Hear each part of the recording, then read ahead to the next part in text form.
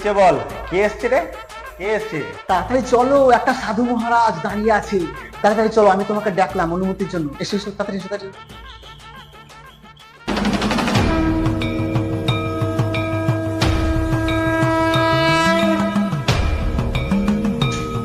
হ্যাঁ মহারাজ, আমার দাদাকে নিয়ে এসেছি।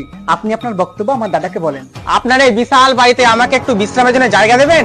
এই ভিখারি গালাকে একদম দেখতে পারি না, কেন যে চোখের সামনে আসে শুধু টাকার লেগে টাকার লেগে। না না না, এখানে থাকা আমাকে হবে না। এত নিচু ভাবনা চিন্তা আর ও আমার কোর্স সম্পর্কে কিছু জানে না।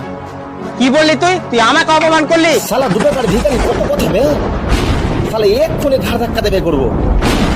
কে তোমাকে আসতে বলেছে? বেরো ওখান থেকে, বেরো ওখান থেকে। জানিস আমি তোর কি করতে পারি? কি করবো মানে? এক্ষুনি তোমাকে গোলা ধাক্কা দিয়ে বার করে দেবো। এই কে আছিস রে? বার করতে আগে।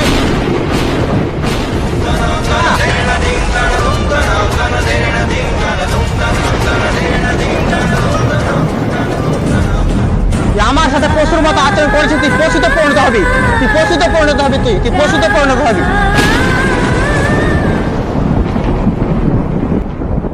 এরকম 2 টাকার সাধু আমি অনেক দেখেছি, অনেক দেখেছি। শকুনের অভিশাপে কোন গরু মরে না। যা, হাট, চল। হে ভগবান, কি অনর্থ হয়ে গেল। সকাল সকাল একটা সাধু বাবা এইভাবে অভিশাপ দিল আমার দাদাকে।